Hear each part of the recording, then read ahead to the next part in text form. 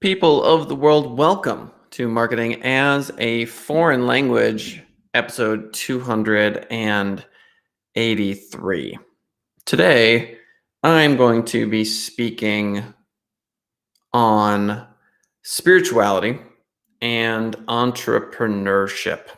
No guests, no articles, just my thoughts on what is often perceived as a fairly ruthless form of humanity's need to put food on the table, raise children, etc. If we look at someone like Jeff Bezos with more money than he could possibly ever need, it begs the question, why does he keep that much? Now, many folks will do so for status, and anytime we make a decision regarding business, we are playing on multiple levels. So Warren Buffett, for example, gave the largest contribution ever to the Bill and Melinda Gates Foundation. He just chose to do it at the end of his life. Good morning to Brad in chat. Thank you, sir, for joining us. And so I think there is a large incentive for the wealthiest among us to live their life, get towards the end of it, and then give it away. I can't imagine it's easy to give away billions of dollars. But then again, having it, I feel, must weigh heavily on the spirit. Knowing the good work you could do. Now, it is fairly standard for the richest among us to open up philanthropic arms, etc. But I'm not here today to talk about billionaires in specific. I'm more interested in talking about you. I don't believe it's a coincidence that you are currently listening to this. Now, if I were looking you in the eye right now and talking to you, I really don't see much of a difference. So you may be in your car, you may be clicking around Facebook or some other social media sites, going through your email. The point remains, which is the interconnectedness of humanity is such that if you are to succeed in your entrepreneurial endeavors, you have to resonate in some way with another human being. Now, humanity has long been arguing over who deserves the money. It's kind of what we do. And for many of us, the closest we get to magic or power comes through this conduit that we like to hold. But now more than ever, we have to click to access. When I transfer funds in my bank account, I can't help but feel the tenuous relationship we have with money, because it's just a click. It's just the slightest little motion of my index finger transfers vast wealth. So this being the case, we can't take it with us. The old cliche. We get older, we provide for our families, we do the best we can.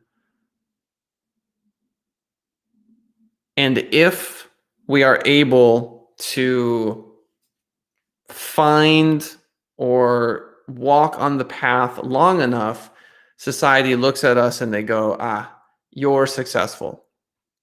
You have all of the trappings of success. I mean, you could have a plane, you could do the private jet thing, you could have a limo, you could do these things, the Cadillac, the Benz, the BMW. You could have all these things. The question remains always, what was the price you paid for that? Time away from children, work-life balance, etc. And so the spirituality of entrepreneurship for many simply pushes them into communism. They go, look, it's corrupt, top to bottom. It's human nature that people are going to behave in this way, that when they have it, they're going to keep it. And so we need to distribute it in a better way. That's one channel. Another channel is the only thing that will ever drive animals is desire. The desire for a home, the desire for the nice things, a desire for medicine and food, etc. And so these two forces are constantly mixing and playing in different cultures throughout the world. And at certain times, they push into what we would consider extremes. And I always see these forces as the left foot and right foot of one body, which is to say, you can call a country wildly socialist or wildly right wing, and I see their steps through time: left foot, right foot, left foot, right foot, because it is very uncommon for a country to remain a certain way for a long period of time. It will step to the left heavily and then move to the right. And so forward momentum through a holistic understanding of progress over time could be considered a spiritual perspective. And I know that that word is loaded, but I'm going to use it anyway. So your business, just like a country, your entrepreneurial idea, you can behave in such a way that you just give and give and give, which is a very loving sort of hippie, commune sort of vibe. Clearly, the company can implode this way because there isn't enough money. You just give it away. You give it away too fast. And then, of course, you can run a company where folks don't make enough to survive, and make the argument that, well, we could just automate you away with machines, which we're going to do anyway. Or that no adult should have this job. This is a job for teenagers. Have you seen the mansion that the owner of Papa John's lives in? I mean, vast wealth on cheese and bread and tomatoes. So I definitely don't buy into the argument that the richer you are, the more down the spiritual path you have walked. But we do tend to praise and worship a lot of these people. And in Bo Burnham's recent Inside, not documentary, I guess it's technically a comedy show, but it's way deeper than that. It's one of the best pieces of art I've ever seen. He does a song about Jeff Bezos, and it's satire, but the general premise is that, we're worshiping Jeff Bezos, basically. Like, you did it. You won capitalism. Just so wild. When it comes to my life and my experience, I find that spirituality, you could call it morality, psychology, sociology, as it pertains to the people around me, is often described as morale. This is the word we use. We go, okay, we can't talk about religion. We shouldn't talk about politics, but we still need to appreciate one another. We're doing it under the umbrella of a business. So there's a certain cultural norm in the way we express ourselves, and we call it morale. We say, how's company morale? The buzzword nowadays is company culture. We'll say, the company culture really matters. And I find that so interesting because whether or not you believe in a soul, suppose for a moment that there is a soul and it's extra dimensional, and that it's like playing a video game. You're not going to find the player of that video game within the game itself. Just bear with me and just suppose that's true for a moment. Then on some channel of consciousness, you are traveling with these other beings through the cosmos. And in this isn't even up for debate. I mean, we are flying around the black hole at the center of the Milky Way galaxy. It's a wild trip we're on. And you are with these other beings, and you are a team, and you could easily just chalk it up to coincidence or just the randomness of the universe. It's one way of looking at it, and that's true. The other way is a much more profound sort of, for lack of a better word, I want to pull on the Hindu tradition and take this concept of the avatar. So in the Hindu tradition, there's Vishnu, and Vishnu has a bunch of avatars. Krishna, I want to say Rama, are both avatars of Vishnu, and apparently there's this next one coming named Kalki.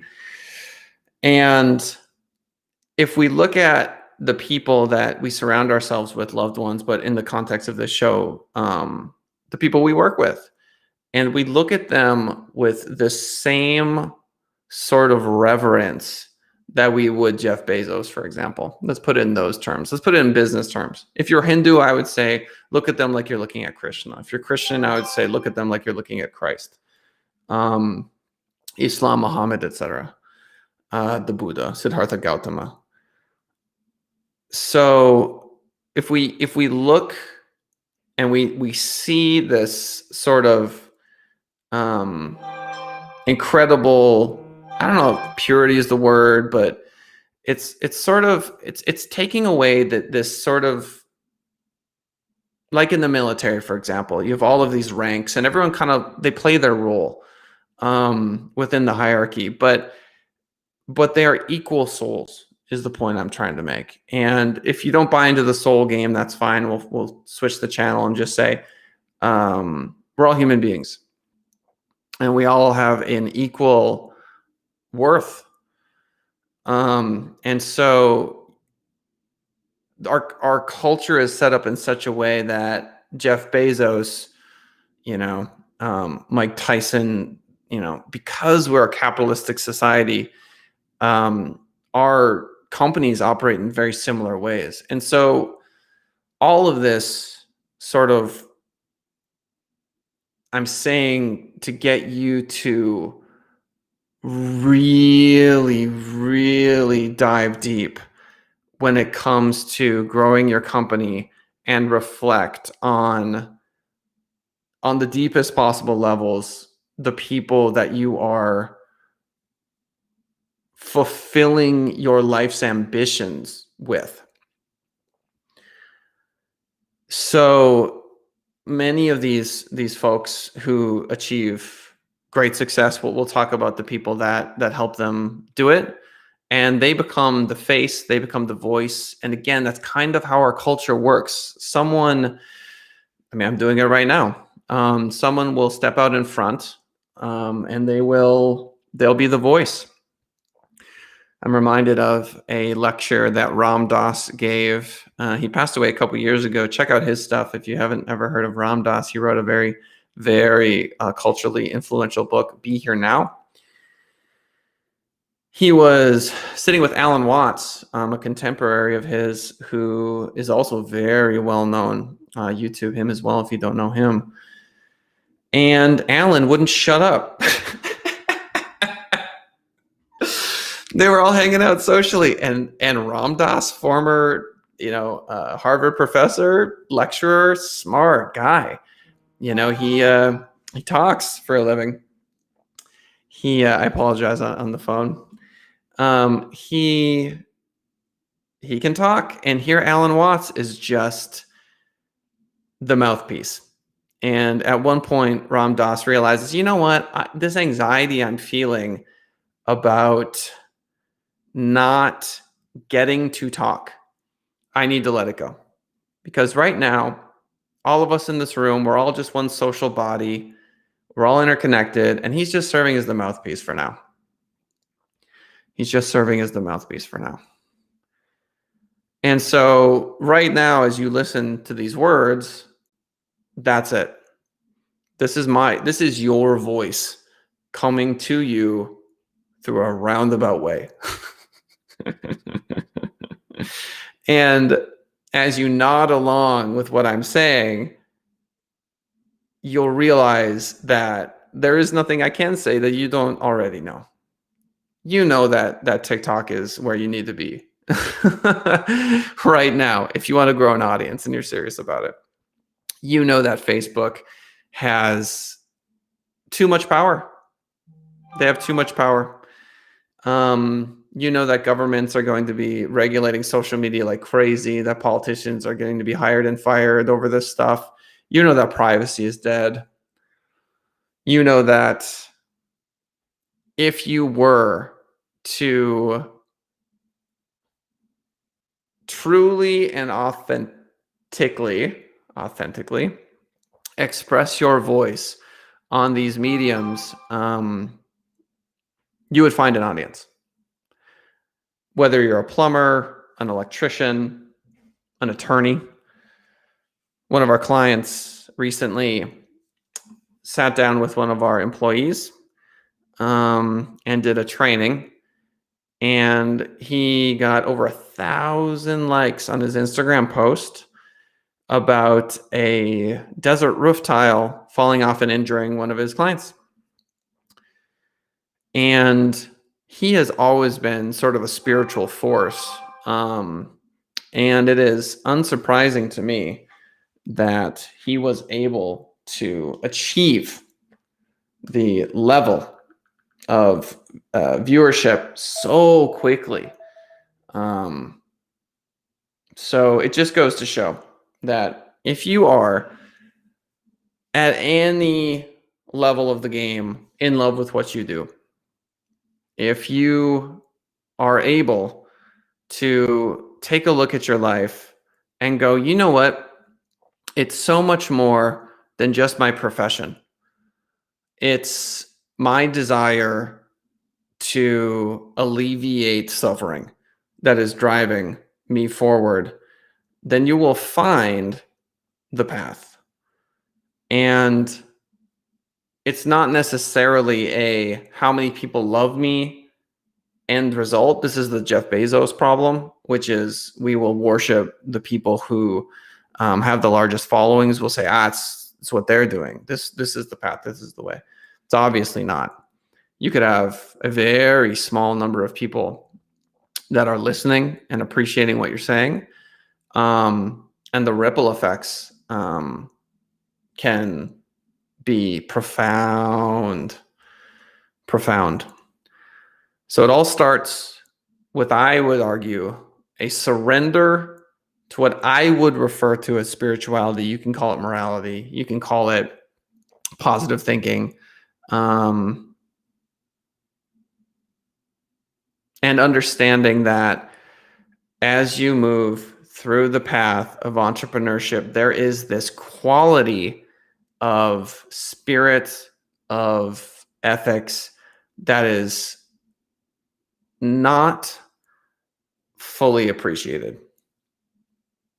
especially when people look at corporations and businesses from the outside. A good example of this would be, take the difference between, say, like what's that shoe company where they, I think it's Tom's, where they will, you buy a pair of shoes, they donate it. So that's a company that just on its face is like, oh, please love us forever. And then there's a good chance people are going to hate me for saying this, but let's talk about oil companies. Oil companies will provide transportation for you and your family. And one of the best martial arts teachers I ever had in my entire life, Ted Fitzsimmons, could not make a living from his martial arts school alone. And he worked at the Mandan refinery. And the people at the refinery are people too. I'm not talking about the CEO. I'm not talking about the people who make the decisions that destroy the wildlife per se. What I'm talking about is this man who had a profound impact on my life, working at the refinery, providing this service. So even to the extent that there are the two sides to every business and we should continue to critique, there is just the finest degree of subtlety required to fully appreciate just what's happening right now in our culture, in the world. We are literally living at the dawn of artificial intelligence and the internet. The power of the individual has gone way up. Individuals can destroy businesses with reviews. We are able to film the powerful now. Phones have given just the average person incredible power. I mean, if someone is attacking you, for example, you take out your phone, you take a couple pictures, you got video going, you have enough time to hit the live button, and it's literally live broadcasting. Incredible, truly incredible. So the energy of the mind is some of the finest energy out there because it's light. It's synapses firing. I mean, that's a very fine energy. And to play in that space, to put it another way, thinking, understanding the correlation between the breath and thought, and then finding compassion while still visualizing and being able to empathize is almost impossible to do well, it seems. It's very, very interesting is what it is. And for those of you that lead, you know how this is. For those of you that follow, you know that how this is. You have to play the role. So to the extent that this will impact your life, just know that if you can, from time to time, see your job as a spiritual endeavor, as the unfolding of your karma, then you may be able to just add one more channel of consciousness, and that may serve you. Because you're not just putting a jalapeno on bread. You are learning an incredibly valuable life lesson. I mean, I had jobs where I made no money and just got rejected over and over again. Sales jobs, call jobs, teaching jobs. And looking back on it, it could not have been a more spiritual endeavor. It could not have been more perfect to lead me to where I am. And so you could say dissociating yourself in the moment and seeing the bigger picture, just panning out and looking at your life and looking at who you are, doing the thing that you're doing in that moment as part of just this epic quest that is your life is important. And if you do well, hopefully you can provide an environment where other people get to, improve's not the right word, but get to walk down a very, very interesting and beautiful path.